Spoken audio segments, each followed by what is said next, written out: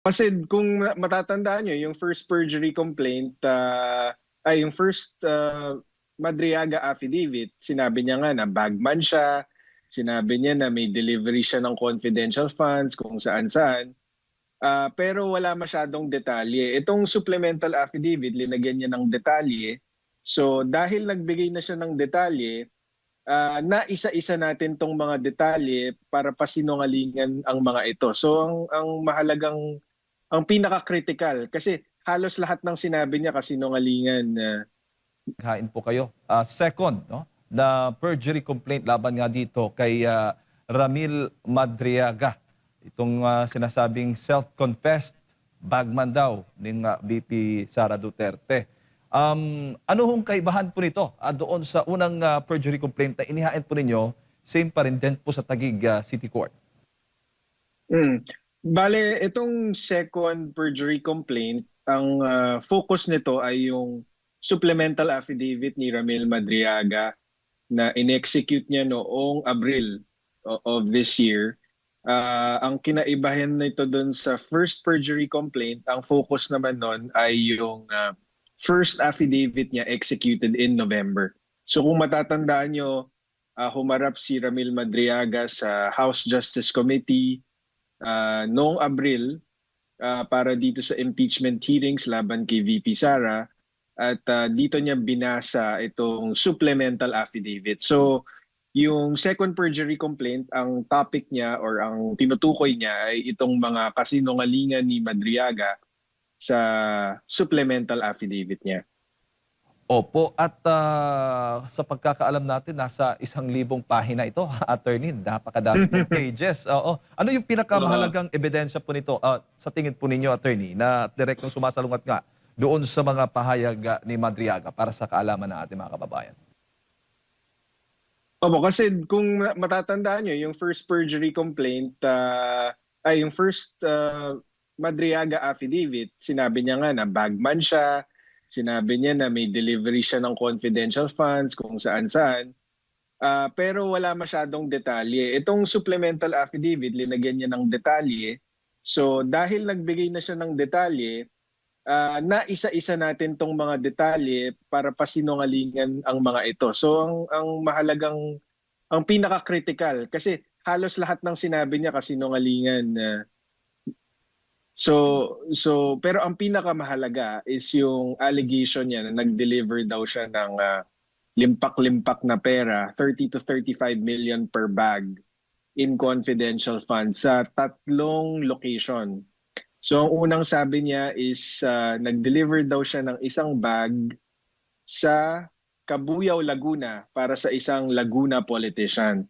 Ang napakita natin dito sa complaint affidavit ay hindi po ito totoo, kasi ang sabi niya, ang meeting place daw nila nitong Laguna politician na ito for the drop-off ng pera ay sa Cabuyao, Laguna, sa loob ng industrial park, kung saan tanaw niya daw ang isang SNR shopping mall.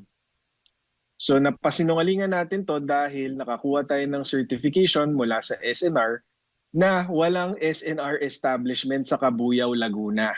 Ang pinakamalapit ay ang SNR Nuvali, which is hindi mo matatanaw mula sa industrial park ng Cabuyao, Laguna. So doon pa lang makikita mong nagsisinungaling siya dahil sa affidavit niya, sinabi niya nung nasa meeting place, tanaw na tanaw niya daw yung SNR establishment. So yun yung unang nagpapatunay na nagsisinungaling siya tungkol dun sa delivery na yun. Yung second delivery niya naman, sabi niya sa Nomo Basho, sa Tomas Morato, dumating daw siya doon kasama yung iba pang bagmen di umano ng midnight December 21, 2022. Napasinungalingan natin yan kasi nung araw na yon, nung mga oras na yon, midnight ng December 21, nagkataon na yung Nomo Basho was closed for a private Christmas party. So, nag-testify yung may-ari ng Nomo Basho, pati yung tao na nag-book ng Nomo Basho for the private event, na unang-una, wala si Attorney Reynold Monsayak doon na sinasabing kinita ni Madriaga doon sa Nomo Basho. At pangalawa, wala silang nakitang hindi nila imbitado na tao doon sa Nomo Basho. Napakaliit kasi noon eh. So kung may pumasok na dalawang lalaki na may dalang malaking bag na may lamang pera, talagang mapapansin nila yon. At buong gabi hanggang umaga sila nandun at sinabi nilang walang Madriagang dumating doon. Tapos yung pangatlong delivery naman, sabi ni Madriaga sa Office of the Ombudsman para kay Attorney Ryan Kilala at pati kay Ombudsman Sammy Martires, ang napatunayan natin doon is highly improbable ito. Bakit? Kasi si Ramil Madriaga at si Attorney Ryan Kilala ay matalik na magkaibigan. Ngayon, dahil magkaibigan sila, malapit silang magkaibigan, highly improbable na maghahatid siya ng pera sa Office of the Ombudsman dahil alam ni Madriaga kung saan nakatira si Attorney Kilala, at maraming beses na siya nakapunta doon. So madali silang mag-deliver doon sa bahay na yon or kung mag-arrange ng ibang private location with the Attorney Kilala instead na dito sa Office of the Ombudsman kung saan ang daming tao. Hindi ba? At pangalawa, very highly improbable because naka-work from home po si Attorney Ryan Kilala noong December 21 na sinasabing date of delivery at buong December 2022.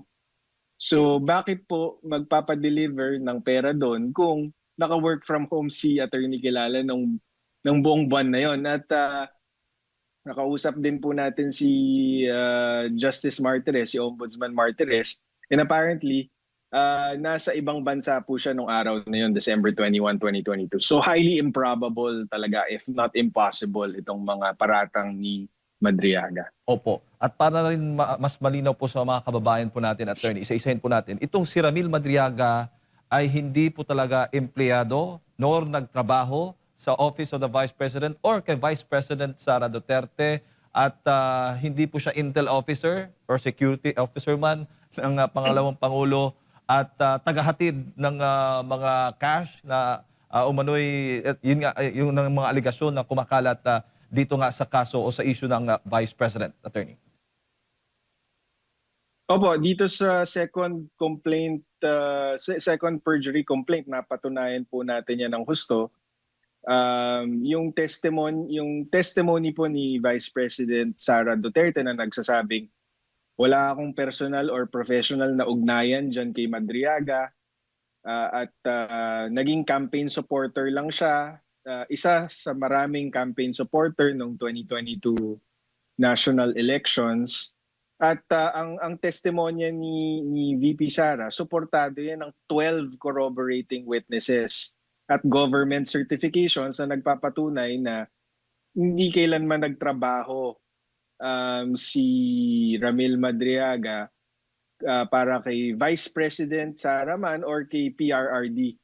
Tapos ang kasama sa mga tumistigo para pasinungalingan itong claim ni Madriaga na nagtrabaho daw siya kay VP Sara, kasama na si Attorney Ryan Kilala na naging kaibigan ngang matalik nitong si Ramil Madriaga. Ang testimonya niya is imposibleng magkakilala si VP Sara at si Ramil Madriaga kasi para lang makipag-virtual meeting noong kampanya, kailangan dumaan ni Ramil Madriaga kay Attorney Kilala para humingi ng audience kay VP Sara. So doon pa lang makikita mong nagsisinungaling na siya kasi sabi niya mula 2018 pa lang ay malapit na silang nagtatrabaho malapit na siyang katiwala ni VP Sara. Tapos tumistigo din itong si Jonathan Madrona, isang personal assistant / executive assistant ni VP Sara mula pa noong 2006.